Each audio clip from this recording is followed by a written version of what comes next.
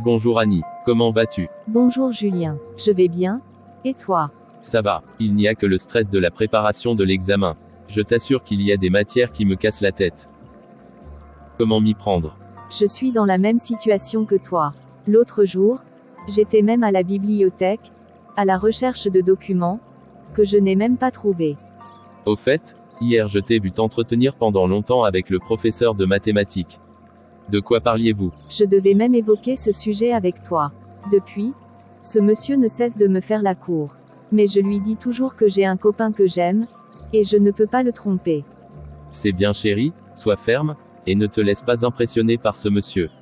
Tout le monde le connaît dans cette université, c'est un coureur de jupons. Et c'est un homme sans scrupules. Il utilise l'arme du chantage.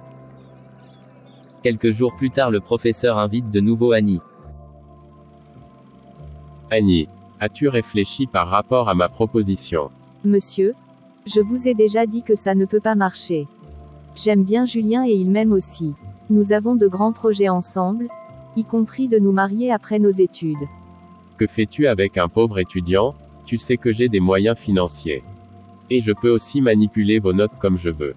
Bref, j'ai un grand pouvoir dans cette université. Monsieur, vous faites déjà du chantage. Ça ne marche pas avec moi, et puis l'argent dont vous parlez, ce n'est pas une préoccupation pour moi. J'aime Julien peu importe son statut social. Ce n'est pas du chantage.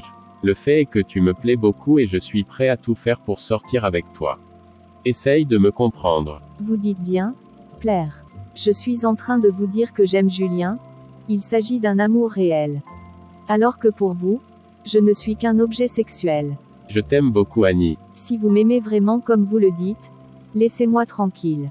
Pour rien au monde je n'abandonnerai mon copain. Après cette discussion, Hello convoque Julien. Bonjour monsieur, vous dites que vous voulez me parler. Oui en effet, je voulais te parler de Annie. Elle a dit que tu es son copain. Oui monsieur, Annie est déjà ma copine.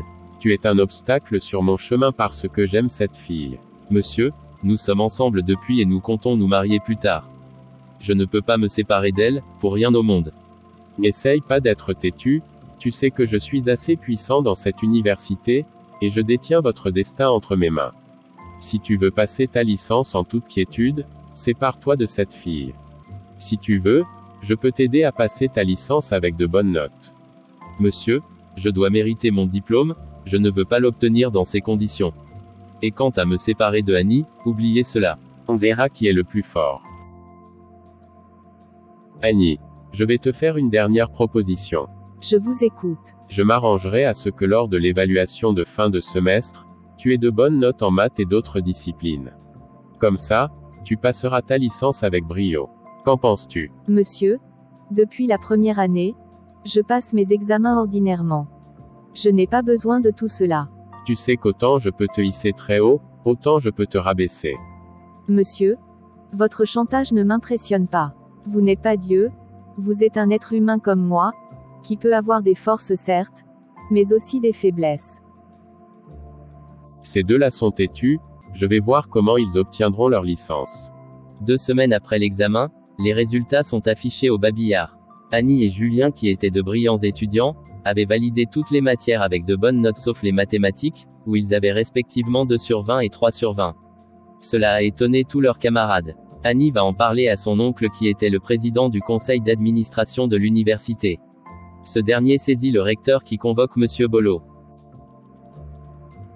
Bonjour monsieur le recteur, vous m'avez fait convoquer. Bonjour monsieur Bolo. En fait, je vous ai convoqué parce qu'il y a une situation qui est devenue virale dans cette université. Il s'agit de 2 brillants étudiants de 3e année licence, qui ont eu une note étrange dans votre discipline au point de rater leur licence. S'il vous plaît, de quel étudiant s'agit-il? Il s'agit de Julien et Annie. Monsieur le recteur, je vous assure que ces deux-là sont nuls en mathématiques, et les notes qu'ils ont eues sont celles qu'ils méritent.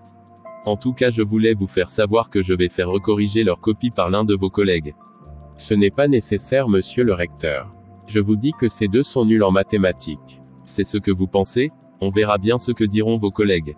Les copies de Julien et Annie ont été recorrigées et les 2 étudiants ont eu respectivement 15 sur 20 et 16 sur 20.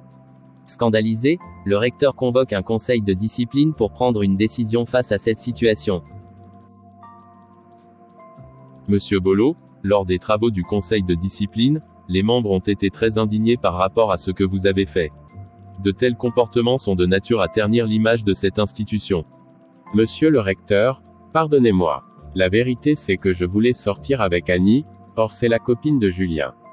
De ce fait elle a rejeté ma proposition. Monsieur Bolo, vous ne devez jamais mélanger travail et sentiments.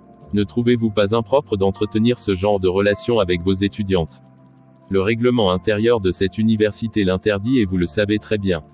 Je le sais bien monsieur, je vous demande une fois de plus pardon. Que je vous pardonne ou pas, cela ne change rien à la sanction du conseil. Vous êtes suspendu pour une période de 1 an, le temps pour vous de méditer et de revenir à de meilleurs sentiments. Non monsieur le recteur, ne me faites pas ça. Comment vais-je vivre 1 an sans salaire? Là n'est pas mon problème, il fallait réfléchir par 2 fois avant de commettre cet acte. Si après la suspension vous recommettez une faute, ce sera la révocation pure et simple. C'est ce que prévoit le texte portant organisation de l'université.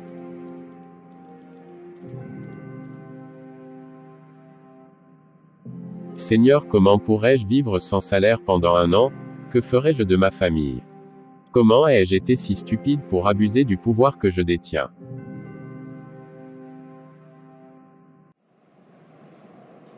On ne doit jamais mélanger travail et émotions personnelles. Salut tout le monde. Merci d'être resté avec nous jusqu'à la fin. Si vous avez aimé, likez et abonnez-vous.